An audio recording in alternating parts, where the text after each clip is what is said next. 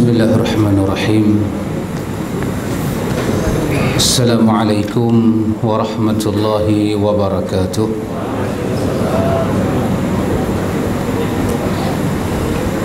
Innal hamdalillah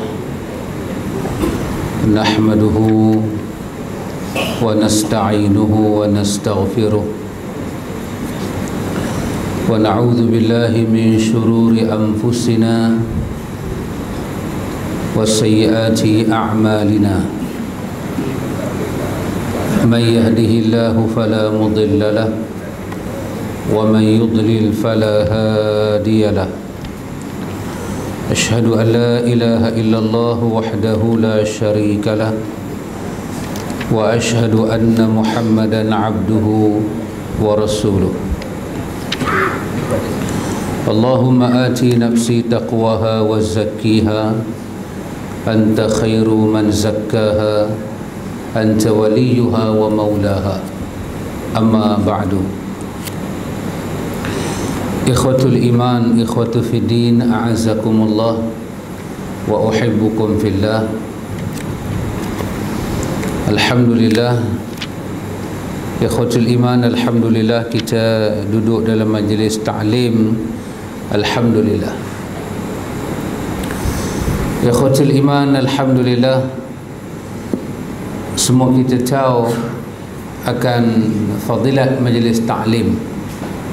Kita mendapat banyak kurnia daripada sisi Allah, hadiah-hadiah yang begitu banyak berkenaan dengan dosa kita diampun oleh Allah.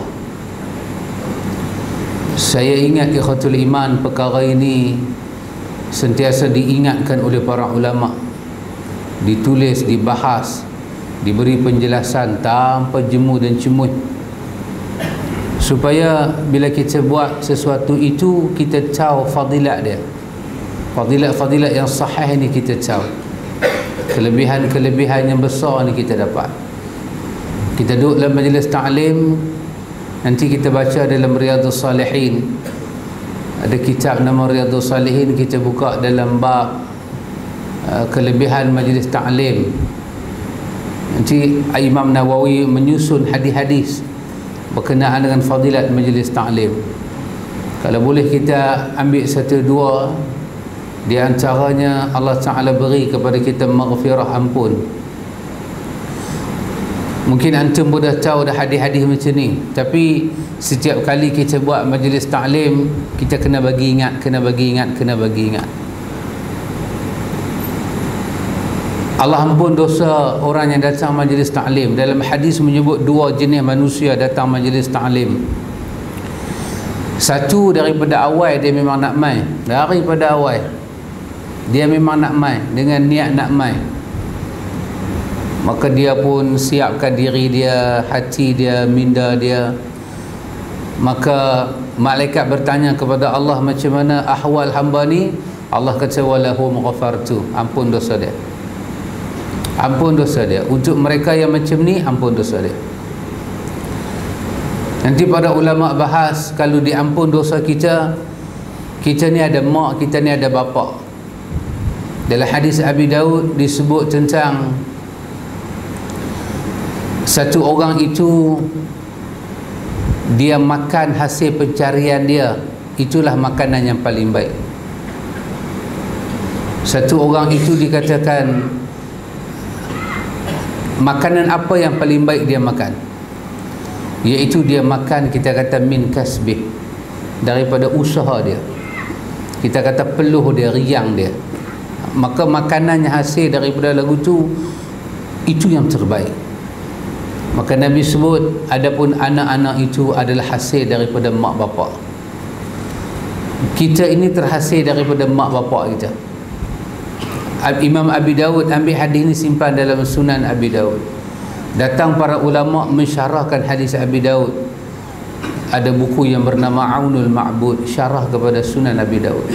Dalam syarahan dia ni, dia kata, kalaulah satu orang tu dia makan hasil usaha dia paling baik, maka mak bapak makan hasil usaha dia paling baik.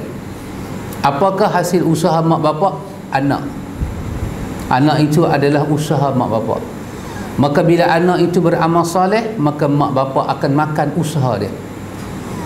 Kita bela anak daripada kecil sampai besar, kita bela, orang akan kata pada kita, lah ni anak hang besar, hang senang, hang lega lah. Kalau kita tanya balik, tak mananya aku senang, gaji puluh ribu bukan aku, dia. Tak mananya aku senang.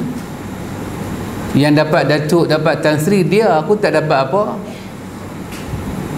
Bini dia beranak, aku boleh datuk free lagu tu je lah. Tak ada negeri mana bagi datuk, automatik dapat datuk. Yang tu je lah aku dapat. Kok mana hang kata aku senang? Hang senang lah, nak hang besar-besar, kerja elok-elok dah. Hang tak payah lah tunggu lemuh macam dulu. Susah payah nak kena pergi basuh periuk pinggan rumah kenuri, nak bela anak-anak, tak payah dah. Lah ni hang duduk dalam rumah anak-anak hang buat balik makan, buat balik beras, hang makan lah. Orang kata apa dia? Ni lah hasil hang bela anak-anak hang. Maka demikian ikhwan, bila mak bapak kita ni anak pada mak bapak kita ibadat, kita salat, maka mak bapak akan makan usaha. Maka apakah usahanya mak bapak kita makan? Amal saleh yang kita buat. Amal saleh. Maka bila kita duduk dalam majlis ta'lim, ini adalah amal saleh. Apa kelebihan kita duduk dalam majlis ta'lim? Allah ampun dosa kita. Apabila Allah ampun dosa kita, Allah juga akan ampun dosa mak bapak kita. Nah, ini kita dapat ikhwatul iman dalam majlis ta'lim. Ini orang yang pertama datang kepada majlis ta'lim. Kerana itu dalam hadis Bukhari, Nabi kata, ala ukhbirukum an thalathatin nafar. Mau tak aku nak cerita tentang kelakuan 3 orang? Hampa nak dengar tak? Nabi kata, aku nak cerita tentang hikayat 3 orang. Itu masa Nabi buat majlis ta'lim. Nabi buat majlis macam ni lah. Nabi duduk mengajar, Nabi nampak lah siapa masuk, siapa keluar. Ada satu orang, dia main, dia tengok macam ni lah orang duduk, dia masuk, tak mana ada kosong, dia duduk. Nabi duduk bercakap, Nabi duduk perhati. Sambil cakap, sambil perhati, macam ustaz, sambil cakap duduk perhati, siapa pejam mata, siapa tersengguk. Jadi mulut duduk cakap, mata duduk perhati. Tadi buat perangai dah, dia pejam dah. Dia kata, saya jenis tu ustaz, saya kalau dengar ceramah pejam. Kalau saya buka mata tak faham, saya pejam baru saya faham. Siapa? Carry on. Jangan mengeroh dah. Nabi duduk perhati tengok. Lama lepas tu mai pula satu orang. Dia masuk, dia tengok ramai. Dia duduk belakang. Nabi duduk perhati tengok, Nabi teruskan bercakap. Mai pula satu orang. Dia tengok penuh. Dia start unta, dia balik. Setelah berakhir 3 jenis manusia ni, maka Nabi kata, ala ukhbirukum an thalathatin nafar. Mau tak aku nak cerita pada kamu hikayat 3 orang? Hikayat 3 orang. Nabi kata, fa ammal ula, adapun orang yang mula, Nabi kata, dia nak mendatangi Allah, maka Allah pun mendatangi dia. Nabi rujuk pada siapa? Pada kawan yang masuk. Dia mendatangi Allah, Allah mendatangi dia dengan rahmat Allah. Nabi kata, ada pun orang kedua, dia ni malu dengan Allah, maka Allah pun malu dengan dia. Nabi rujuk pada siapa? Pada kawan yang mai. Dia duduk belakang, senang. Orang kata nak keluar-keluar tu jumpa kasut dia dulu, senang, sorong-sorong kasut balik. Nabi kata, ada orang malu, dia nak main tapi dia malu, maka Allah pun malu nak bagi ilmu, nak bagi faham, nak bagi rahmat pada dia. Nabi kata, ada pun orang berpaling daripada Allah, maka Allah juga berpaling daripada dia. Merujuk pada siapa? Kawan yang dia keluar tadi. Jadi bagaimana kelakuan kita dalam majlis ilmu, ikhwatul iman? Begitulah ahwal daripada sisi Allah kepada kita. Kalau kita datang dengan harapan yang besar, maka Allah akan memberi harapan yang besar kepada kita. Ini ikhwan, Quran sebut kepada kita tentang man kana yuridul ajilata ajjalna lahu fiha. Sesiapa yang dia berkehendak, yuridul ajilah, dia berkehendak benda yang segera, dia berkehendak kepada benda yang segera, Allah kata ajjalna lahu fiha ma nasha'u liman nurid. Kami bagi apa pada dia. Macam kita kan kadang-kadang sebahagian orang dia main majlis ilmu, dia main-main tu apa dia kehendak. Itu bila nak habis ustaz baru bagi salam, dia tanya bila nak habis. Allah main pula pelik lagu ni, gelap-gelap ni ustaz ke mamak pasembur mana apa panggil guna pelik tu yang baru. Dia nak apa, dia tengok jam baru 2 minit, dia kata tu apa ni tak habis lagi cara buka, oi macam nak pergi 2 jam. Apa yang dia nak ikhwan? Maka Allah Ta'ala bagi ajalnahu, Allah cepatkan dia sampai pada apa yang dia mau.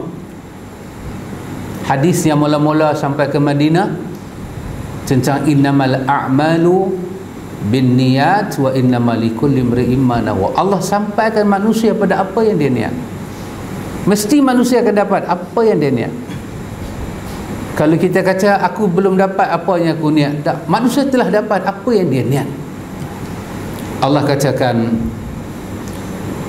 summa ja'alna lahu jahannama yaslaha mazmumal madhura. Nanti bila kami dah bagi apa yang dia nak, kami segerakan. Dia nak apa kami bagi.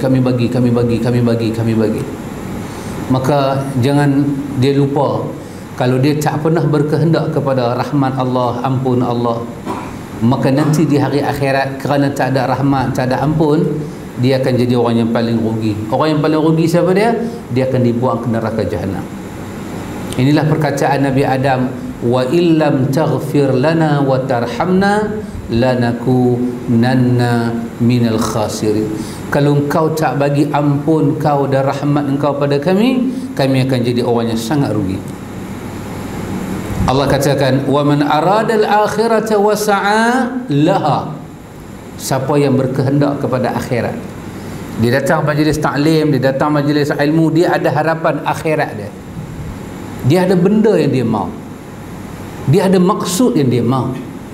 Dia nak faham apa, dia nak mengaji apa, dia nak ambil. Kadang-kadang ikhwan, kita datang, orang tanya hang pergi majlis ilmu ni untuk apa? Kadang-kadang kita jawab, aku nak mengambil barakah yang ada. Kadang-kadang bukan kita faham pun ustaz cakap. Kadang-kadang ustaz cakap, ustaz pun tak faham apa. Bila orang tanya, ustaz kata, saya ada cakap lah. Ustaz pun jadi macamnya penin.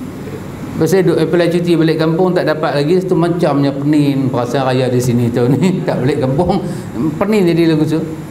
Kadang ustaz pun tak faham apa dia cakap, tambah kawan yang dengar. Tapi apa dia? Barakatul ilmi, berkat ilmu, barakah ilmu. Di sini majlis taklim pertama ada berkat masa kita buat kuliah subuh ni. Biasanya kuliah subuh kita buat sat saja, tak lama. Habis lama kita berhenti dalam 8 suku, sat saja, tak lama sangat. Berkat masa, satu. Yang kedua berkat apa? Berkat benda. Apa dia? Berkat tempat yang kita buat majlis taklim itu. Kalau kita buat setengah jam itu berkat. Dan tempat yang kita duduk, sekarang kita duduk dalam masjid, berkat. Yang ketiga apa dia ikhwan? Yang ketiga benda yang kita sembang dalam majlis taklim. Apa kita sembang? Kalau kita bercakap tentang ayatullah, ayat-ayat Allah, kita bercakap tentang sunnah-sunnah Nabi, lagi berkat. Benda tu benda paling berkat. Yang keempat apa dia? Yang keempat, orang yang datang itu berkat. Masa diberkati, tempat diberkati, perbahasan diberkati. Tentulah orang yang datang itu, kita kata makhluk-makhluk Allah yang datang. Kita ada manusia, kita ada jin, dan kita ada malaikat. Yang paling banyak dengan kita ni adalah para malaikat. Malaikat sayyarah dalam riwayat Imam Muslim. Malaikat yang sayyarah, bergerak pantas daripada langit ke bumi. Dia tahu, dia duduk di langit, dia nampak seperti kilauan bintang. Penduduk bumi tengok ke langit macam bintang. Langit melihat di bumi macam ada bintang. Kata malaikat sayyarah, ini majlis ta'lim. dan dia akan mendekati dengan kepantasan cahaya dia tu. Allah Ta'ala buat cahaya zup dia sampai, dan dia sampai sangat dahsyat.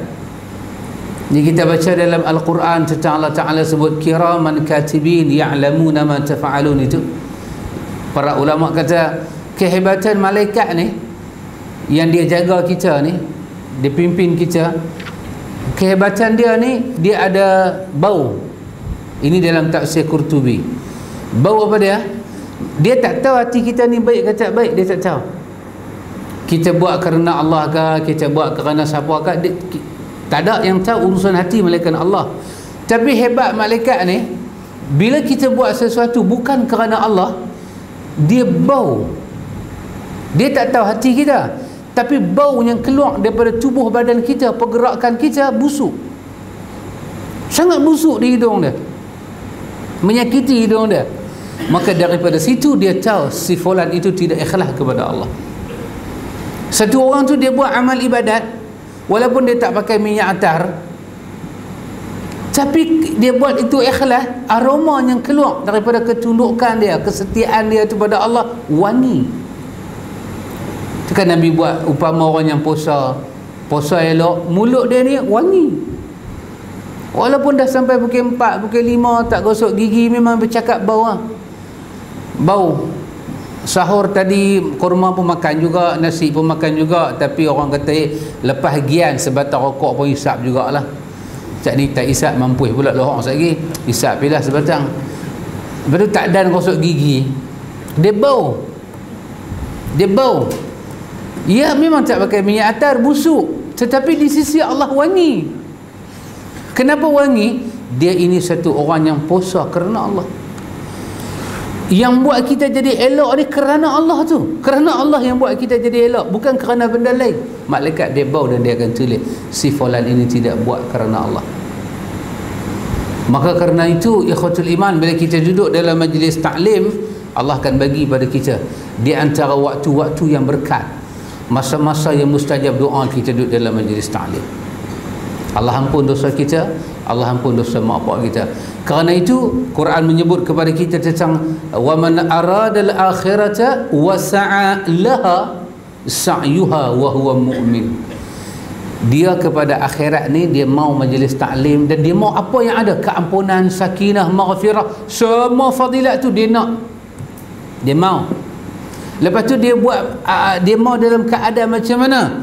Dalam keadaan wa sa'a laha sa'yuha, ditunjuk kesungguhan dia tu, ditunjuk mau dia, ditunjuk mau dia, sungguh dia tu, ditunjuk mau dia.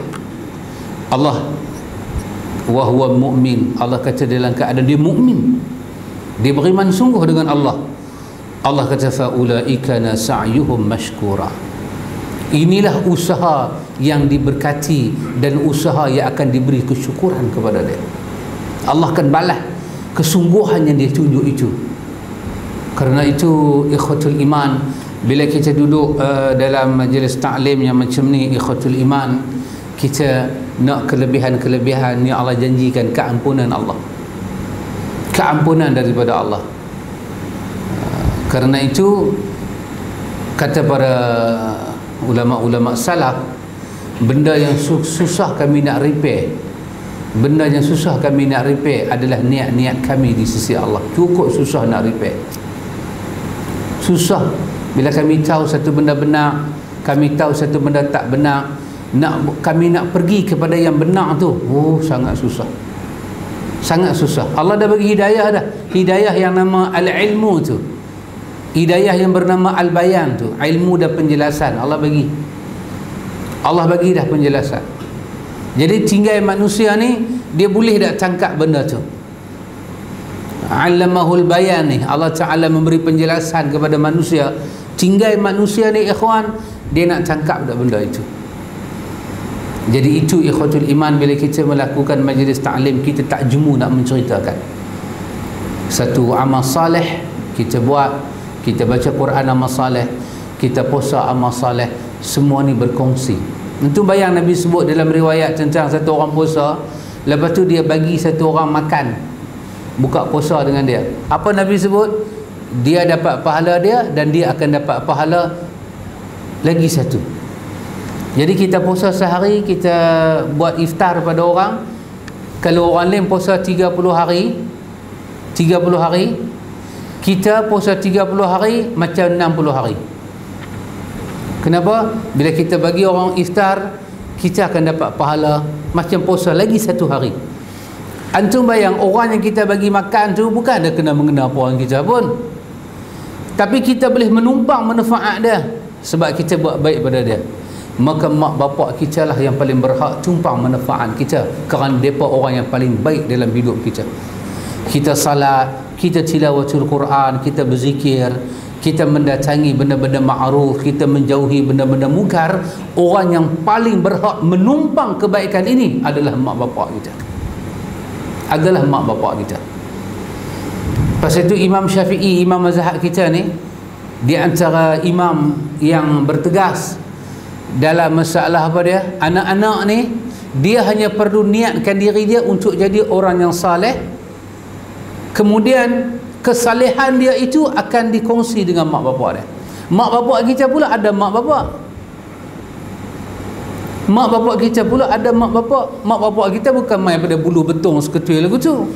Kita ada keturunan. Macam antum ada Banjang, ada Jawa, ada Bugis. Mak saya seorang lah. Banyak semua ni. Ya, macam-macam kita ni ikhwan. Benti, titiklah pada satu tahap. Jadi kalau Allah ampun dosa kita, kita ada mak bapak kita tu pula ada mak bapaknya bela dia. Kalau dosa mak bapak kita diampun, mak bapak kita pula berkongsi dengan mak bapak kita. Inilah ikhwatul iman, limpah dan kurnia Allah begitu besar untuk hamba-hamba dia. Tinggal hamba tu dia nak faham macam mana, itu dia tinggal. Ikhwatul iman, itu sebagai satu muqaddimah, baru nak start kuliah subuh. Itu semua tak kira apa lagi.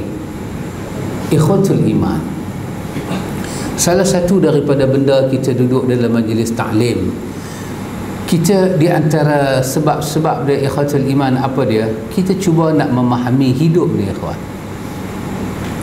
Hidup, bukankah umur, bila mai umur kita 50, 60 lebih, nak masuk 70, nanti berhentilah pergerakan masa tu, berhentilah pada satu noktah dan kita akan mati. Jadi ikhwan, kita daripada tarikh kita mati itu, kita ambil satu tarikh bila kita mula rasa, orang utara kata berakai sikit. Berakai, apa maksud berakai? Akai memang duk ada daripada awal, tapi berakai ni lambat. Ataupun bahasa lagi kita kata matang. Kadang-kadang orang utara kata berakai ni 50 pun tak berakai lagi. Aku tengok hang ni, otak center elok, tak ada gila, tak ada kalut apa, cantik elok, tapi berakai tu tak main. Dia tengok orang bang, dia macam memikir, apa ni ya? Ni jualan apa? Orang duk bang, tak berakai, dia tak main. Kita ambil lah tarikh bila kita berakai dalam hidup dengan tarikh kita mati. Kemudian ikhwan, kita buat perbandingan antara tarikh kita berakai dengan tarikh kita mati. Kita timbang dengan ibadat yang kita lakukan, imbang ataupun tak seimbang, imbang ataupun tak seimbang. Sebab yang Tuhan nak tukar dengan kita ni, Tuhan nak tukar dengan kita ni ikhwan, bukan Tuhan nak bagi sebidang tanah, tak, Tuhan nak bagi syurga. Berapa banyak duit dalam akaun kita kena ada nak beli satu rumah banglo yang besar ada cuma 4,000 kaki ya. 4,000 kaki, besar lah tu, besar lah tu. Kalau duduk tempat lagu ni 4,000 kaki, besar lah tu. Pasal kita 2 kaki je, besar lah tu. Berapa banyak kita kena kumpul duit nak bayar tu ikhwan. Tapi yang Tuhan nak tukar dengan kita ni, daripada tarikh kita berakai sampai kita mati, Tuhan nak tukar bukan dengan keluasan tanah 4,000 kaki, rumah tu nama nama banglo, tapi Allah nak tukar ni dengan syurga. Berapa ribu kaki syurga, luas langit dan bumi, nak bagi kat seorang. Biar betul betul. Berapa modal kita kena ada. Takat lagu kita ni beli anak ada 5, 6, beli baju raya anak, menangis dah kita. Tu pun anak minta seorang 3 pasang, kita beli 2, menangis dah ni, ketak bulu rumah duk jatuh selai-selai. Tu bini kata, abang Kak Cik tak beli lagi. Allah, berapa banyak kita kena ada duit ikhwan, kita nak bagi cengkeram deposit 10%. Kalau rumah tu 1 million, 10% kita nak kena bagi 100,000. Rumah kosong, bukan ada kapek, bukan ada cat apa pun, kita nak kena repair lagi, renovate lagi. Daripada tarikh kita mula semayang, mula khusyuk, mula syukur pada nikmat Tuhan, sampailah orang kapan jasad kita, tarikh itu nanti akan dibicara-bicara, Tuhan nak tukar dengan syurga. Apa yang ada dalam syurga ikhwan, jangan bincang. Mala ainun ra'at wala udhunun sami'at wala khatara ala qalbi bashar. Mata tak pernah tengok, telinga tak pernah dengar, hati pun tak pernah teringat. Ni ke syurga? Ya. Keindahan dia, keelokan dia, kecantikan dia, dan disediakan untuk orang-orang yang bertakwa. Yang jelas kita tahu dia lebih baik daripada dunia. Dia lebih baik. Dia lebih baik. Wal akhiratu khairun. Akhirat itu lebih baik, khairun, dan dia wa abqa, lebih kekal. Apa yang kita dapat kekal. Lah tak kekal, umur tak kekal, sihat tak kekal, tak ada kekal. Kita tutup mata, segala visa, Mastercard ni semua ni faraid lah. Faraid lah. Lepas itu ada hadis kursi menyatakan apa dia? Ma jama'tahu lil warathah. Apa yang kamu himpun ni akan diwariskan. Apa yang kamu himpun ni akan diwariskan. Apa yang kamu akan bawa balik bertemu Allah Ta'ala. Itu salah satu daripada kita duduk dalam majlis ta'lim ikhwatul iman. Dia macam kita nak basuh jiwa kita. Kita nanti nak rawat jiwa kita ni, R&R, nak bagi dia relax, nak bagi dia rehat sat. Lepas tu nak rawat dia. Banyak kalut dalam dunia ni, banyak kalut. Kemudian nak bawa mata hati kita ni melihat kebesaran ilahi. Ada 2 penyakit yang Nabi sebut akan bagi rosak umat kan. Antum pun pernah dengar hadis ni, saya pun pernah dengar hadis ni. Sebelum Nabi nak sebut penyakit ni ikhwan, Nabi gambarkan satu huru-hara yang dahsyat. Antum bayang, Nabi nak sebut penyakit tu, tapi Nabi nak abad kesan bila penyakit itu duduk dalam hati, dunia kita hancur. Nabi buat contoh apa dia? Nabi buat contoh tentang, Nabi kata yushiku alaikum, Nabi kata nanti satu masa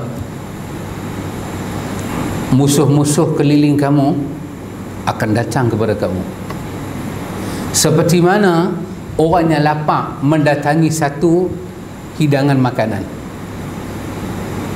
Jadi kita puasa, kita tahu lah, anak-anak kita puasa, cucu kita puasa, anda tengok macam mana 6.45 dia pegang ayak dah. Dia pegang ayak, mata dia tengok jam. Sebut aja jenis bunyi harap, dia kira nak langgar dah. Sebut aja jenis harap-harap sikit, dia nak minum ayak. Anda tengok dia lapar. Cucu kita, anak kita, dia duk puasa lah ni, dia punya orang utara kata dia buat perangai tu, jemuan dia tu. Kita duk tengok, nanti ada sungguh orang lapar sungguh. Kita tengok dalam YouTube, budak-budak duk makan batu kapok, tak ada apa nak makan. Keh batu, cari batu putih, batu kapok tu makan, tak ada apa nak makan. Negeri dia pun jadi padang jarak, padang terkukuk. Kita alhamdulillah lah boleh makan. Nabi kata nanti mai satu masa orang lapar. Ya, masalah dia yang lapar ni bukan di kalangan kamu, di kalangan musuh kamu. Dan dia akan datang kepada kamu macam mana satu menu yang sedap. Dia ratah kamu. Nabi kata dia ratah kamu, dia makan. Macam mana kita ratah ikan sekat 3 rasa. Kita rata sampai tak ada rasa, sampai tak berasa, tengok-tengok tinggal tulang. Orang utara kata ambil tak rasa makan, tak rasa apa, tinggal tulang lah. Sahabat bila dengar, sahabat kata, ya Rasulullah, adakah pada masa tu kaum muslimin sikit? Nabi kata, tak, kamu banyak. Adakah kaum muslimin sikit? Orang Islam sikit? Nabi kata, tak, orang Islam banyak. Tapi Nabi bagi perumpamaan, banyaknya kamu macam mana banyaknya buih di atas permukaan air, dibawa oleh ombak begitu banyak, dia pukul pantai, boom, dia jadi buih. Lepas tu buih itu meletup sendiri, hilang. Dia main pula, boom, kena pantai, nampak buih banyak, dia pecah sendiri. Artinya kebinasaan kita ni di tangan musuh kita. Bukan pasal kita sikit, bukan pasal musuh banyak, kita banyak. Tapi Nabi kata, ketika itu kenapa musuh boleh buat lagu tu pada kamu? Kerana kamu ada penyakit. Kamu ada penyakit, Nabi kata. Penyakit tu Nabi namakan dengan al-wahan. Kamu ada penyakit al-wahan. Ini antum, ini bukan pasal tasawuf, bukan pasal sufi, tapi pasal Nabi bagi tahu ada penyakit akan bagi rosak dunia kita. Dunia mana akan rosak? Dunia Islam. Dunia yang dipimpin oleh orang Islam, dunia yang diketuai oleh pemimpin Islam akan hancur. Kalau dunia tu dipimpin oleh orang kafir, tak tahulah nak jadi apa. Dunia Islam diberi pada orang Islam, yang memimpin orang Islam, yang mengatur adalah orang Islam. Tapi Nabi kata akan hancur kalau ada penyakit wahan. Apa dia penyakit wahan? Sahabat tanya, penyakit apa ni ya Rasulullah, sampai dia masuk kepada kita punya jemaah yang begitu banyak dan kita rosak daripada dalam? Nabi habaq dua, antum pun tahu, saya pun tahu. Nabi kata, hubbud dunya wa karahiyatul maut. Penyakit apa? Penyakit tak boleh pisah dengan dunia ni. Hub.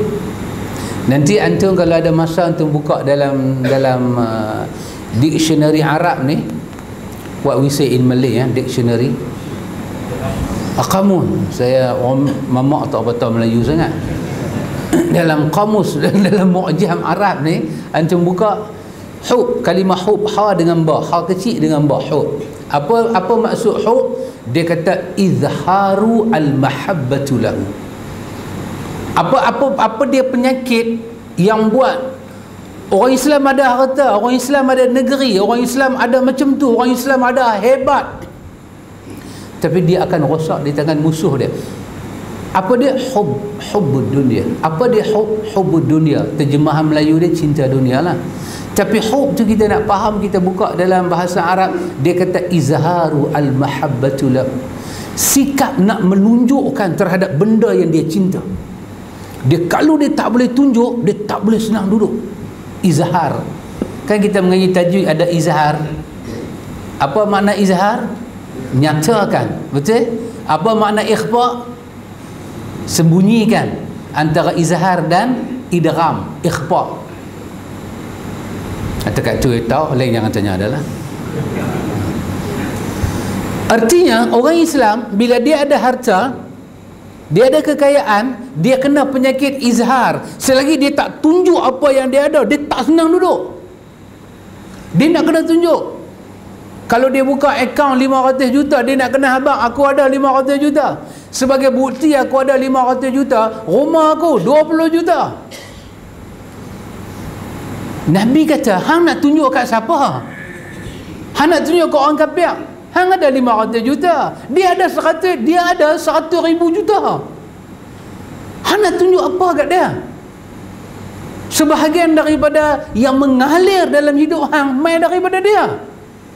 Tapi Nabi kata penyakit ni dah bermaharajalela. Penyakit hubbud dunia. Dia bukan masalah kita duduk dalam dunia kita tak cinta dunia. Mana boleh kita tak cinta? Tapi bila kita mengaji, kita tengok dalam kamus tadi ni, hub maksud dia apa? Izhar. Ni tangan jadi gatal kalau tak tunjuk. Tangan ni jadi macam korak nak tumbuh. Duk garu bulu rumah, duk jatuh selai. Pasal apa? Pasal tak bubuh. Kalau nak bubuh cincin macam mana nak bubuh supaya korak tak naik? Kalau beli cincin RM25, dia tak boleh, dia gatai. Dia nak kena berbubuh satu cincin di jari ni yang tak gatai. Nak kena tunjuk cincin harga berapa ya kawan. Don't ask me. Don't ask me. Antum, demi Allah antum, kita cuma nak tengok apa yang Nabi kata tu benar tak benar. Benar tak benar. Ada orang buat parking rumah dia saja. Parking rumah dia saja. Macam mana kedai kita? Parking rumah. Ni negeri pasir dua beting, pasir berdengung ni. Kalau nak pergi kena pakai tikar terbang. Kapal terbang pun tak pergi. Parking kereta dia. Kereta personal car ni. Kereta personal car ni, macam mana kedai jual kereta? Kita kata ni Toyota agak dah. Dia kata nak Toyota. Mai parking. Your parking sir? Ya, mai parking. Kita mula jantung nak mai dah. Jantung duk ada, cuma dia tak mai lagi. Cuma duk pegang. Parking kereta lagu ni ada aircon. Apa penyakit ni ikhwan? Kita bukan nak umpat dia. Kita nak kata hak Nabi kata tu betul ke tak? Hak Nabi kata tu betul ke tak? Hubbud dunia. Kamu kena, Quran kata bal tu'thirunal hayatad dunya. Kenapa kamu melampau sangat ni? Kenapa kamu melampau? Kita orang berada macam saya jenis orang berada. Jenis lagu saya, kalau saya naik kereta biasa gatai belakang, saya kena naik Audi. Naik lagu tu baru tak gatai. Kita beli kereta elok dengan mampu kita, menasabah. Tak apa. Tapi bila orang tengok pada hidup kita ni, yang Nabi nak kata hub ni bukan menasabah. Dia sampai peringkat tak tunjuk, dia tak boleh duduk. Dia jadi korang. Dia tak boleh kawan. Sampai dia tunjuk tu, dia kena hubbud dunia, dia lupa batasan agama. Tak apa cakap tu. Nabi kata tengah-tengah hubbud dunia tu, dia nanti main lagi selapih masuk dalam karahiyatul maut. Jangan sembang pasal akhirat, jangan sembang pasal mati. Dia main rasa benci. Karaha, nanti kita tengok di dalam kamus apa maksud dia. Bila orang mula nak cakap, dia main rasa dalam jiwa ni, dia main rasa nak tunjuk protes. Orang kata ni kita kena ingat kita nak mati. Dia main dah. Mata dia jadi macam mata hantu raya, macam spotlight terpacak, merah menyala. Telinga dia jadi lebar macam gajah. Dia punya misai bercacak ke depan habis. Dia jadi marah kawan tu. Apa mati-mati dia kata. Cerita kat orang lain, nonsense dia kata. Dia tunjuk protes. Dia protes dengan mati. Dia tak boleh tak tunjuk kalau dia tak ada kesenangan dalam dunia. Nabi kata apa? Binasa kamu. Wallahu ta'ala alam ikhwan. Kita tidak umpat umat kita dan bangsa kita. Tapi hak Nabi kata tu ada ke tak? Hak tu saja. Ada ke tak? Ni kita duduk mengaji ni. Ada ke tak? Kalau ada ya kawan, kita rawat penyakit tu. Bukan halang kita jadi kaya. Zakat daripada orang kaya. Zakat daripada orang kaya. Bukan halang orang kaya. Nabi duk halang ni hubbud dunia, melampau. Macam saya anak ramai, bini ramai. Kereta 4 biji. Audi, Alphard, Benfire. Pasal anak ramai. Anak 2 orang ramai. Jadi bini mula nak naik kereta tu, bini 2 nak naik kereta tu, bini 3 nak naik kereta ni. Nanti bini 4 nak main kat belakang pula. Tak apa, rumah kita bagi seorang sebiji. Mana sabah dengan hidup kita. Tapi bini seorang, anak seorang, kereta 26. Sehari ni baju ni tak ada salin. Hub. Bukan anti kemewahan. Tak, tidak anti kemewahan. Bukan anti kekayaan. Tidak anti kekayaan. Kita memerlukan saudara-saudara besar ikhwan nak menjayakan agama kita. Kita nak buat mahat tahfiz, kita memerlukan aghniya dan muhsinin, orang kaya dan orang yang budiman ini. Kita memerlukan hartawan, dermawan, minum dalam piring, makan dalam cawan. Kita memerlukan mereka ni ikhwan. Memerlukan orang kaya. Tapi yang Nabi duk bantah ni apa dia? Hub. Mana sabahkah dia tunjuk kaya dia macam tu? Dia tunjuk kaya dia dengan apa? Dengan kereta besar, kereta banyak, rumah banyak. Di sebelah rumah dia ni duk ada minta sedekah, duk suar tangan, dia tak ulung sambil lah. Sambil lah dia tak ulung apa? Dia tu dia punya duk suar tangan. Dia tu duk suar tangan lagu tu. Dia kata aku ingat hang baca doa, rupanya hang minta kat aku ke? Hubbud dunya. Hadilah ikhwatul iman. Kita duduk dalam majlis ta'lim, kita cuba tengok dunia ni ikhwan. Tengok dengan apa Nabi ajar kepada kita. Betul tak dunia kita hancur pasal benda ni? Betul tak ikhwan? Hancur kata hancur dunia kita ni. Pasal apa? Kalau macam ni hidup kita, datang musuh agama kita, datang musuh kita dan musuh Allah Ta'ala, dia tabuk lagi kat kita. You nak apa lagi? Dia tanya kita. You nak apa lagi? Madam, you nak apa lagi? Kita kata saya nak model paling baru. Oh, okey, alright dia bagi. Masa dia bagi tu, masa dia bagi ni, kita punya hudud agama dah tak ada. Apa dia, sempadan agama dah tak ada. Siapa nak main bisik kepada kita, tuan zakat keluar dah lagi?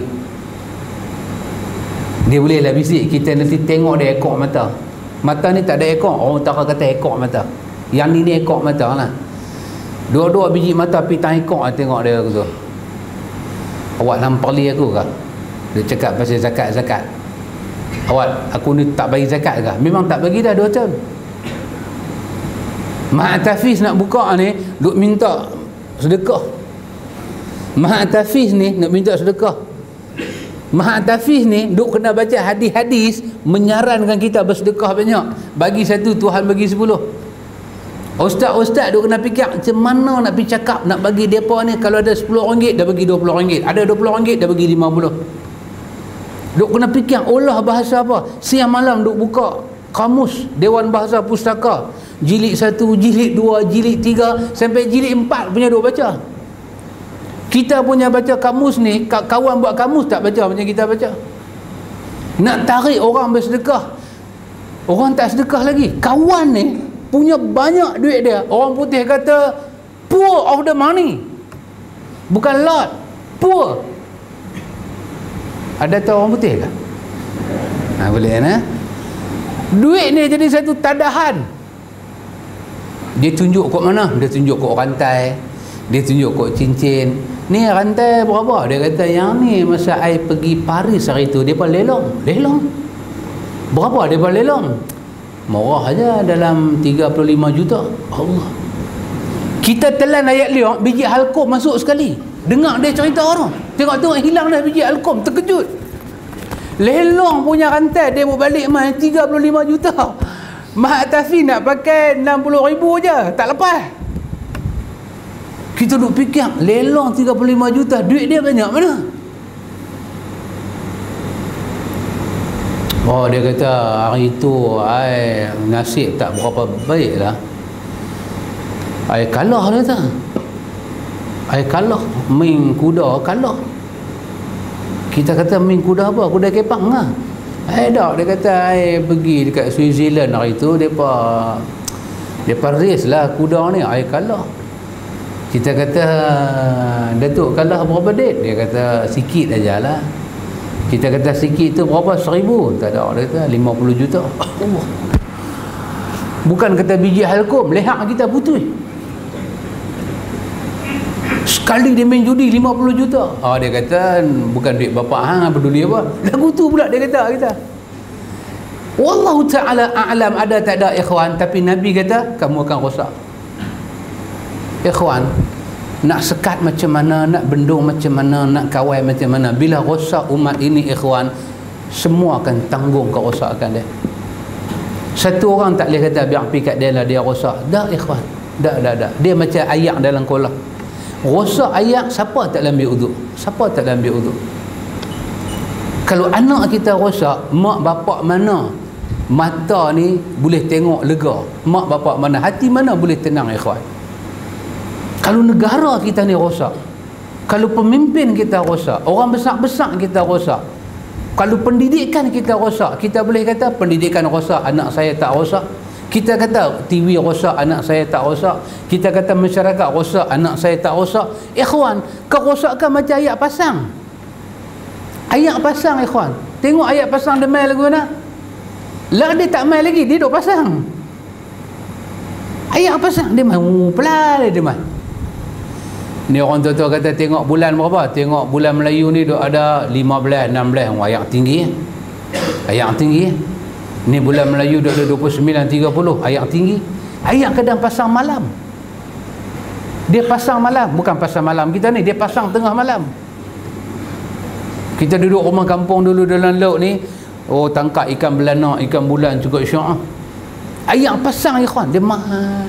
Kita ada rumah saya tak kenal lagi. Lah tak kenal lah, tapi dia duduk pasang. Nabi kata musuh kamu akan rata kamu tak tinggal apa dah masa tu, dan kamu tak boleh buat apa-apa masa tu kecuali satu benda kamu boleh buat, rawat penyakit kamu. Rawat. Nabi ni kalau nak senang macam cara kita cerita-cerita tadi ni, Nabi boleh senang. Abu Bakar nak senang lagu tu, dia boleh senang. Umar nak senang lagu tu, boleh senang, ikhwan. Boleh senang, boleh senang. Umar ni bukan kata takat jadi penghulu kampung JKK biasa, ikhwan, jangan main-main. Yang tu semua Umar Rajin aja, bukan Umar Al-Khattab. Umar Al-Khattab ni two-third 2/3 dunia. Dalam Bidayah wa Nihayah kata Nuh, daripada benua Afrika datang pada Umar. Umar, jaga negeri kami boleh tak? Umar kata Umar, ada satu aku nak tengok sampai Afrika mana. Dan apa orang belah benua Afrika? Kata Umar, hang kata sanggup jaga, kami dah rasa aman dah. Kalau Umar nak senang lah, dia nak kumpul semua unta-unta, dia nak kumpul semua dia punya kuda-kuda hebat-hebat yang Nabi kata apa, kuda merah ni, unta merah ni, kuda merah ni, dia boleh buat. Tapi tak ada, ikhwan, mereka tak buat sesuatu yang boleh membawa padah kepada masa depan mereka sendiri. Mereka tak buat, ikhwan. Jadilah orang kaya, ikhwan, nak berkeluar zakat, jadilah. Tapi hubbu dunia wa karahiyatul maut, dia penyakit lebih teruk daripada kencing manis, ikhwan. Orang kencing manis kena potong kaki, dia sabar ada pahala. Dia makan gula, dia makan gula, dia makan gula. Orang makan nasi, dia makan gula, dia makan gula, dia makan gula. Orang makan kurma, dia ambil gula, dia makan serap. Oi, kata dahsyat pakcik, dia kata saya dahsyat. Tengok apa nak jadi lepas ni, tengok satu kaki out. Dia pun sabar, ya Allah aku tak ada kaki. Allah bagi pahala. Allah bagi pahala. Sakit kena potong kaki ni, sakit, bagi pahala. Tapi kena penyakit hubbu dunia dan karahiyatul maut, dia mai tak rasa, ikhwan. Tapi rosak apa dia? Satu dunia rosak. Satu dunia rosak, ikhwan. Jadi inilah, ikhwan, di antara benda-benda kita duduk dalam majlis ilmu, kita nak rawat diri kita dan umat ini dengan petunjuk Nabi Muhammad sallallahu alaihi wasallam. Ikhwan, di luar sana pun dah cerah dah. Di luar sana dah cerah. Cuma kawan yang cakap ni dah tak akan cerah-cerah. Di luar tu cerah dah. Makna dia kuliah subuh tu takat tu cukup lah, kan? Cukup dah takat tu. Jadi sebelum habiskan tazkirah subuh kita ni, ada soalan kan tu nak tanya tentang yang saya cakap tadi ni?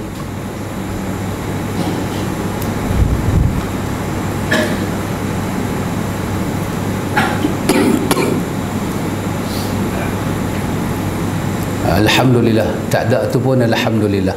Ya muslimat di luar. Waalaikumsalam. Saya tak apa dengar.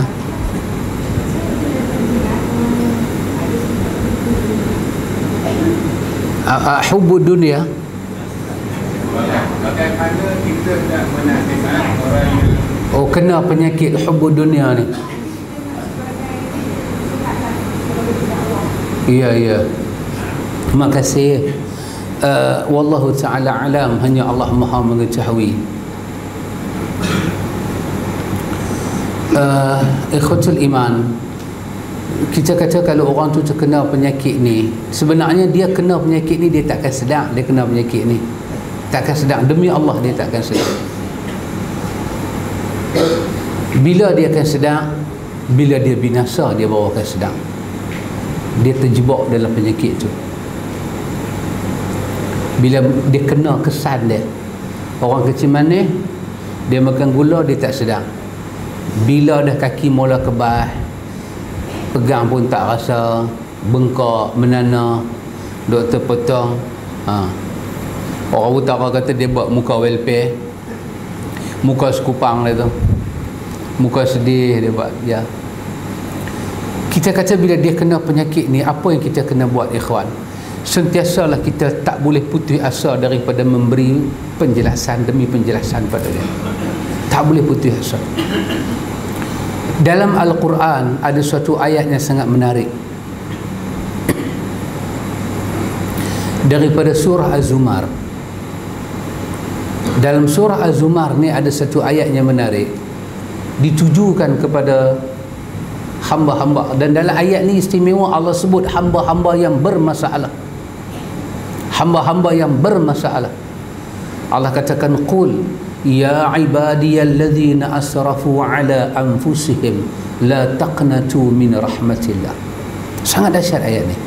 Wahai qul, katakanlah ya ibadiyalladzina asrafu ala anfusihim, wahai hamba-hambaku yang telah merosakkan hidup kamu sekalian, la taqnatu min rahmatillah, janganlah kamu putus asa untuk mendapat belas kasihan daripada Allah.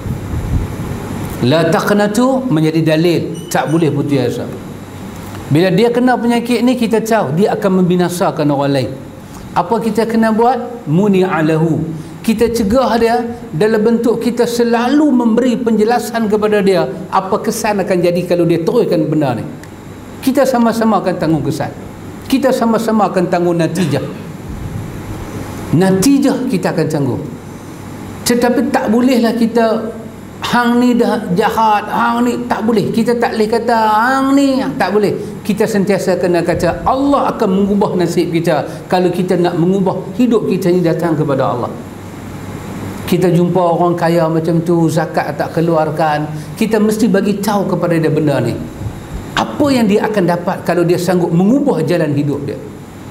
Pasal itu ikhwatul iman, nanti kita baca dalam Uslubud Da'wah, Abdul Karim Zaidan menulis kitabnya menarik, Uslubud Da'wah. Dia kata kadang-kadang bila kita tengok orang macam ni, kita kena straight to the point, bagi tahu bahaya yang ada pada diri dia. Kita jangan nak jaga hati dia, jangan. Kita tak perlu melukakan hati dia, tapi kita straight to the point, bagi tahu kesan daripada sikap dia itu apa yang semua orang akan tanggung. Sikap satu bapa tak mau bagi anak belajar agama, anak dah, kita bagi tahu pada dia sikap dia.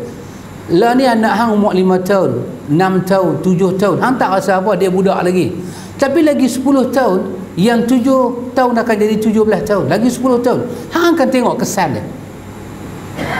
Masa tu hang baru nak start suruh dia belajar Fatihah, Iqra' 1, Iqra' 2, dia dah kena iPad dah masa tu. Lagi 10 tahun internet lebih laju daripada La pun slow. Dalam slow lah ni pun laju. Lagi 10 tahun, lagi 20 tahun, udara akan sesak dengan internet. Orang kena buat lampu merah atas langit tu. Pasal apa? Laluan internet sesak. Dia ni merah, dia ni biru, dia ni hijau, teruk sangat sesak. Hang tahu tak kesan dia apalah ni? Lagi 10 tahun anak hang tak tahu sembahyang Jumaat. Lagi 10 tahun dia 17 tahun, hang campur lagi 10 tahun lagi, 20 tahun, dia 27, dia akan kahwin, dia akan ada anak, hang akan ada cucu. Rumah tangga dia macam mana? Hang sedang ada apa hang buat kat anak hang ni? Mesti kita ingatkan dia. Mesti kita ingatkan dia. Wa dzakir fa inna zikra tanfa'ul mu'minin. Kerana dalam peringatan mungkin ada manfaat kepada dia. Perubahan hidup dia hanya Allah akan mampu ubah. Tetapi lidah kita ikhwan tak boleh kita angkat daripada tidak memberi teguran dan nasihat kepada dia. Mesti kita bagi teguran. Tak perlu kita sakitkan hati dia. Kita tak perlu kata aku tengok hang ni sesat teruk sangat ni, sakit hati dia.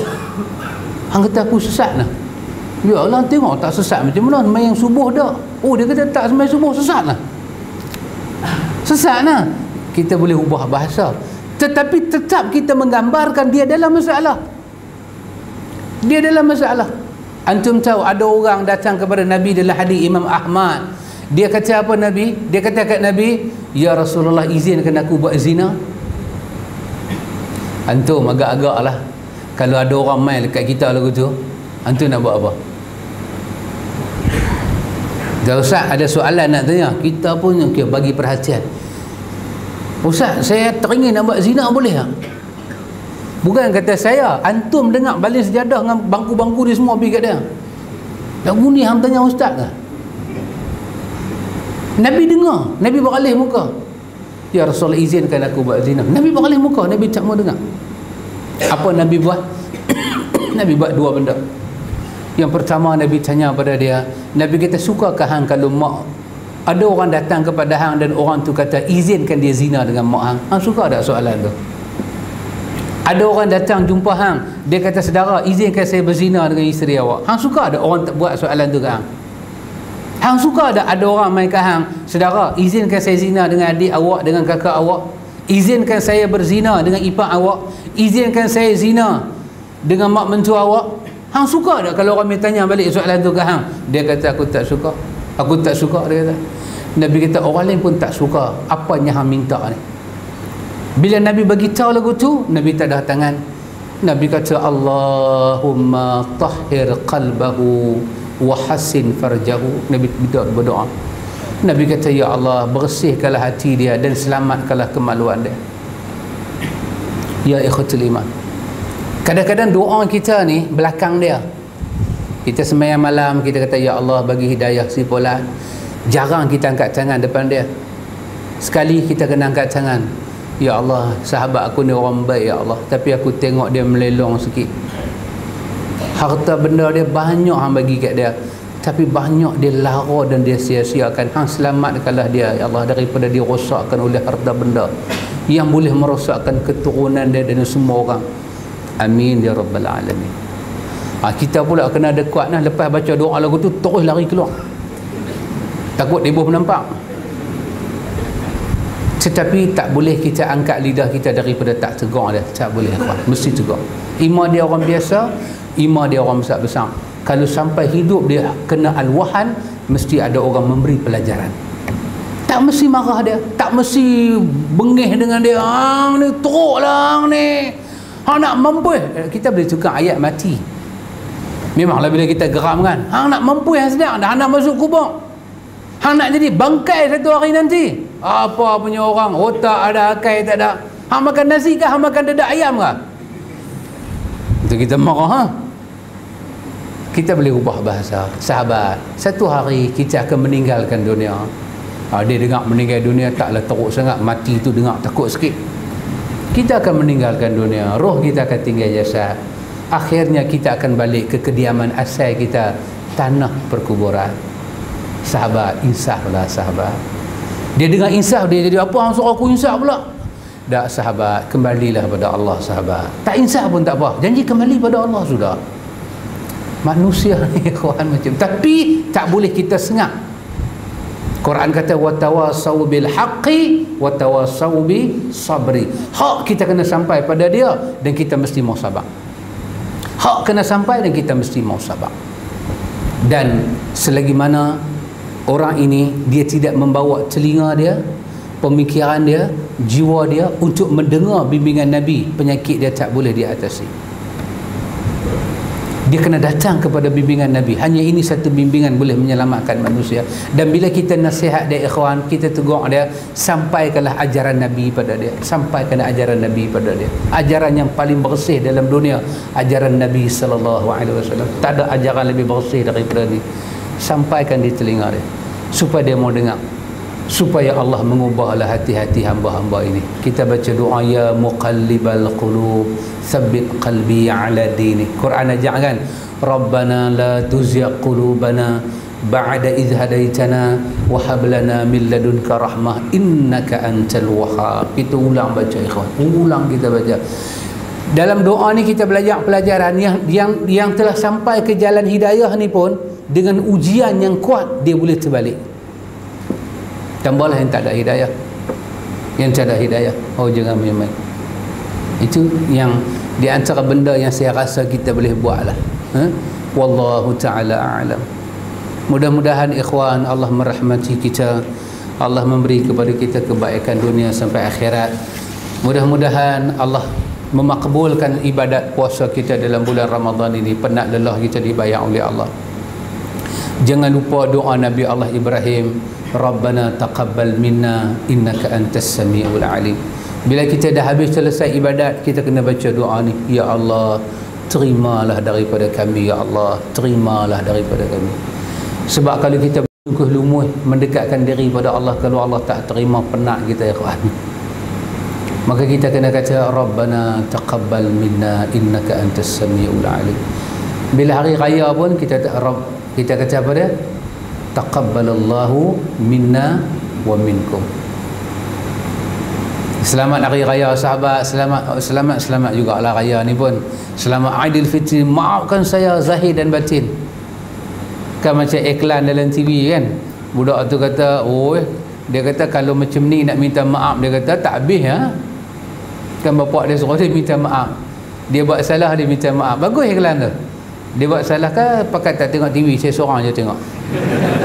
Kan ada iklan dalam TV tu kan, dia buat salah kan, bapak dia marah dia, minta maaf ayah. Tu dia buat salah kali kedua, minta maaf ayah. Ada iklan tu tunjuk hari raya kan, dia main ayah minta maaf. Ayah dia kata, ni maaf yang mana pula ni? Oh, ayah dia kata kena cerita. Salah yang mana pula ni? Salahnya ayah tak tahu banyak ni. Abang tu jawab, abang tu kata kalau nak habaq panjang lagu tu tak raya lah kita hari ni, ayah banyak sangat. Jadi kita ni nak pergi pagi raya, lelaki nak pergi duduk depan bini, abang minta maaf dekat isteri abang, abang ada buat salah. Bini pula kata abang, salah yang mana abang? Oh duk pergi cerita A yang ni, B yang ni, sedang-sedang orang puasa pula tu depan, tak habis Yalah kita ikhwan, kan cara orang Melayu kita ni, orang Melayu kita ni dia raya. Orang Melayu kita ni faham kata raya ni apa dia? Nak kena menangis, nak kena teriak, nak kena jadi gambar Hindu sikit. Mula nak kena menangis, lepas tu lak air mata. Tentulah macam mana dia faham raya lagu tu. Kita pula faham bila kita mengaji agama ni, raya ni hari seronok, hari syukur.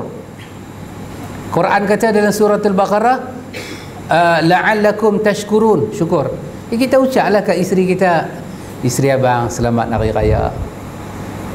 Isteri kita salam dengan kita, kita kata taqabbalallah minna wa minkum, semoga Allah terima ibadat isteri abang dan ibadat kita sekeluarga, amin. Kita orang Melayu jarang lagu tu. Kita main-main tu menangis dah, bunyi macam bom-bom main. Rupanya kawan menangis. Kita ingat rumah siapa terbakar pula, rupanya kita hang dah buat mengkang apa pula pagi raya lagu ni. Aku dah pakai comel-comel ni hampir menangis pula. Dia kata abang cik nak minta maaf. Dah. Sebulan Ramadan dok ada bermaaf-maafanlah kita. Bermaafanlah kita. Mai pagi raya ni hari seronok. Raya kena sambut. Kalau ada orang tak mau sambut raya, dia salah. Dia telah menolak syariat Allah. Raya adalah syariat Allah. Raya adalah kurnia Allah untuk kita. Umat Muhammad dapat hari raya, pasal itu dipanggil Aidul Mubarak, hari raya yang penuh berkat. Tak boleh puasa. Nabi kata yaumul akli wa syurbi, hari ini makan, hari ini minum. Kemarin dah 30 Ramadan, makan siang tak boleh, minum siang tak boleh. Ni 1 Syawal, siang boleh makan, boleh minum. Makan jangan siapa duk puasa hari ni. Kena seronok. Jumpa orang seronok dengan muka yang ceria. Nabi pakai baju baru. Selai pun tak ada, cari baju baru. Dalam riwayat kata Nabi tengok Sayyidina Umar. Nabi tanya dekat Umar, jadid am ghasil? Nabi kata Umar, baju baru ke baju baru basuh ke ni? Umar kata ya Rasulullah, tahun ni tak lepas baru basuh. Nabi kita lain kali pakai baju baru. Hari ni hari besar. Ya kita sambut ikhwan, kita sambut. Kita sambut hari tu, hari takbir. Nanti para ulama bincang dalam kitab fiqh. Habaq kata besok dah nak raya, takbir. Jalan takbir, naik motor takbir, naik kereta takbir. Orang kata kalau gagah nak isap rokok pun takbir, Allahu Akbar, Allahu Akbar, Allahu Akbar, Allahu Akbar. Kalau gagah sangat nak isap lah, takbir, seronok. Tak boleh kita sengah duk buat macam kita sedih sangat-sangat. Tak. Kita kenal mak bapak kita, tak ada tangan. Mak bapak kita dah mati dah. Ya Allah, ampun dosa mereka, ya Allah. Tak mesti kita duduk depan kubur. Tak mesti. Tak mesti Kasim Selamat duduk depan kubur Sabariah tak kata apa pun. Dia duduk begitu ya. Mungkin dia tak ada mengaji adab masuk kubur kan. Kita walaupun tak pergi depan kubur, siapa duduk dalam rumah lepas maghrib teringat mak kita, ni rumah pesaka. Setiap memori terkenang dalam rumah, tak ada tangan, ya Allah, mak aku dah tak ada, ampunlah dosa dia, ya Allah, ampunlah dosa dia, ampunlah dosa dia, ya Allah, ampunlah dosa dia, ya Allah. Aku boleh raya, boleh puasa sempurna ni semua kerana dialah yang didik aku. Daripada umurku 11 tahun dia pukul aku, ya Allah, aku tak puasa. Inilah kesan dia, aku kena pukul dulu. Inilah kesan aku puasa tak tinggal. Kerana aku tak pukul anak aku, ya Allah, inilah kesan dia. Dia tak puasa langsung sampai tahun ni. Itu beza kita dengan mak kita dengan kita dengan anak-anak kita. Ya Allah, semua penat lelah aku ni hamba yang untuk mak aku, hamba bagi syurga kat dia, ya Allah, hamba bagi syurga kat dia, amin ya rabbal alamin. Sana itu cara kita menjamu selera. Kan Kak Pah katakan, rasalah ketupat ini dengan rendangnya sekali. Kak Pah pun dah meninggal dah. Allahumma ghafir laha warhamha wa'afiha wa'afu anha. Ya, begitu cara kita raya. Tu saya sedih sangat. Yang tak ada, cara tak ada. Ingat cara tak ada. Yang ada, sambut cara ada. Kuih-kuih raya apa sikit berkelak. Boleh buat kuih raya, boleh buat kuih raya. Memang nama pun kuih raya, tak ada hari lain, hanya ada hari raya. Hari lain buatlah ketupat ke, kuih bangkit ke, kuih tidur ke, semua buat mai. Letak makan, bismillah, makan seronok. Tapi jagalah hak kecil manis tu, jagalah sampai jangan naik 40. Lepas raya pakat-pakat ziarah buat hospital pula dah. Itu kena hati-hati sikit lah. Nikmat Allah Ta'ala bagi di atas nama syariat, kita menerima kesyukuran itu. Yang lebih-lebih itu kita tak mau, yang lebih tak mau. Pergi kubur. Wallahu ta'ala alam. Pergi kubur pagi raya ni dia adat orang apa nak kata, orang Melayu kan. Arab pun buat perangai itu juga. Arab ni, saya tengok Arab ni dia pergi pagi raya kubur. Bunga dia bukan bawa bunga cerai tu, dia bawa bunga tu. Bunga dia pergi beli kan dalam jambangan dia tu. Dia dukung bunga tu macam dukung anak. Tak ada kubur. Tu cara jahiliah. Tu yang ulama kita kata jangan duk tabak bunga atas kubur tu. Pasal ambil cara budaya depa. Jadi kalau nak pergi, kalau kita kata hari raya ni hari raya, bukan hari ziarah kubur. Mungkin sebahagian orang kita dengar mamak ni pelik pula. Bukan tak bagi pergi ziarah kubur, tapi hari raya ni dia tak ada kena mengena dengan kubur. Dia bukan di antara yang menyempurnakan hari raya tu ziarah kubur tak. Ziarah kubur ni dia tak ada hari, tak ada masa. Teringat pi dia tak ada satu masa. Kita tulis macam apa, hari ibu, hari bapa, hari kanak-kanak sedunia, hari ziarah kubur. Dia tak ada hari. Dia tak ada hari. Ziarah kubur ni bila teringat pergi ziarah. Jangan kita kata hari raya. Hari bila kita nak pipi hari raya kita tak mau ziarah kubur, tak ada apa. Cuma orang kita dia nak pergi ziarah juga. Kita ingatkan dia, kalau dia tak pergi ziarah kubur hari raya, dia kata aku rasa tak berapa kena lah raya tahun ni, tak pergi kubur langsung. Itu kita kata dia salah. Dia telah kaitkan kesempurnaan raya dengan sesuatu benda yang tak ada. Dia nak pergi, kebetulan dia balik kampung, cuti pun sehari, besok dia kena balik dah Kuala Lumpur, hari itulah dia nak ziarah juga mak dia. Dia dah sejarah adat lah. Bukan ziarah kerana hari itu hari raya. Tidak. Tidak ada syariat daripada Nabi hari raya kena ziarah kubur. Tidak ada. Ziarah kubur tak ada tarikh, tak ada masa. Anytime, tengah malam pun boleh. Biar orang Melayu pelik sikit lah kan. Bukan kata pelik, kita nak pergi pun cuak 12 malam pakai kepiah elok-elok. Bini kata, abang nak pergi mana? Pergi ziarah kubur. Terkejut bini kita. Dia boleh terduduk tengok, biar betul lagi aku ni. Ya, dia kata siang aku sibuk. Tengah malam lah aku nak pergi dengan torchlight satu. Tu penjaga kubur tu, Nasir Bilal Khan pun dia pun cuak tengok takut. Dia kata main pula pok-pok ni, aku nak tidur pun tak lepas. Dia kata. Dia kata baik. Jadi dia tak ada masa. Kita tak perlu letak satu masa. Bila nak teringat pergi Kebetulan orang kita ni hari raya tu dia rasa besar kot nak pergi ziarah. Kalau dia pergi dia tak ada ingatan apa-apa sebagai kesempurnaan ke pakej raya, dia tak ada ingat apa macam tu. Kita kata tak pi pun tak apa. Ini mak saya duduk di rumah baca Quran, baca Yasin. Wa ilaihi turja'un. Ayat habis kan? Ambil perhabis lah ayat habis kan? Bunyi pun wa ilaihi turja'un. Habislah 83 ayat. Tak dah tengah. Ya Allah, aku baca Yasin. Aku nak kirim pahala ni pada mak bapak aku. Ya Allah, hang terimalah ya Allah, hang terimalah ya Allah. Amin ya rabbal alamin. Boleh? Di rumah kita.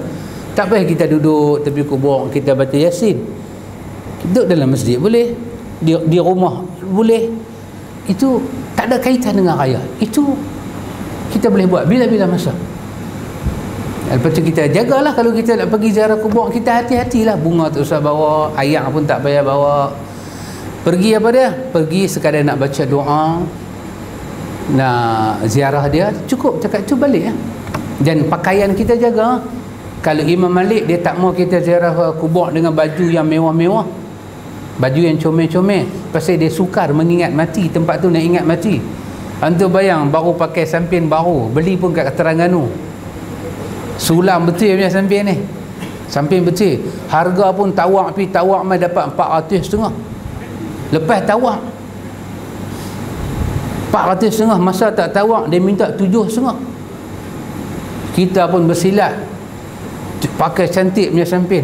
Kasut sepatu, kasut pun pakai kelak, bukan kasut bata, kelak. Ui, Superman pakai punya kasut tu masa terbang tu. Kasut mahal. Kasut pun tawak-tawak dapat 300.5. Dia kata murah ya kasut ni 300. Kasut 300.5. Stocking pun mahal. Stocking pun berkelai juga dengan kedai bata tu. Last sekali dia tu kata you bagi 100.5.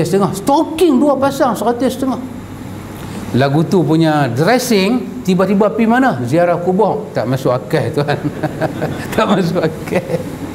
Lagu tu punya kasut nak pakai masuk tanah kubur, perut perak. Orang kubur boleh bangkit semua, terkejut malaikat mana pula main ni. Jadi dengan baju raya tu nak pergi ziarah kubur tak menasabah. Tak menasabah. Hari lain lah kita ziarah kubur, hari lain. Teringat mak bapak baca doa, baca Quran, hantar pergi kat depa. Tak payah ziarah kubur. Sebelum raya pergi ziarah, lepas raya pergi ziarah. Kalau boleh jaga. Comel-comel pergi ziarah rumah orang ziarah rumah kita. Ini suasana lebaran yang seronok. Buat mainan-mainan bagi ke anak, bagi hadiah-hadiah ke anak, bagi depa seronok. Ini semua kita wujud di dalam Nabi sallallahu alaihi wasallam ada buat lagu tu. Wallahu taala alam. Ikhwan, kita sampai pada saat paling afdal, tak usah tanya apa dah. Dah 7.30 dah. 7.30 dah. Semoga diberkati Allah dunia sampai akhirat. Subhanakallahumma wa bihamdika asyhadu an la ilaha illa anta astaghfiruka wa atubu ilaik. Allahumma rabbana atina min ladunka rahmah wa hayyi lana min amrina rasyada. Rabbana taqabbal minna innaka antas samiul alim. Wa akhiru da'wana anil hamdulillahi rabbil alamin. Assalamualaikum.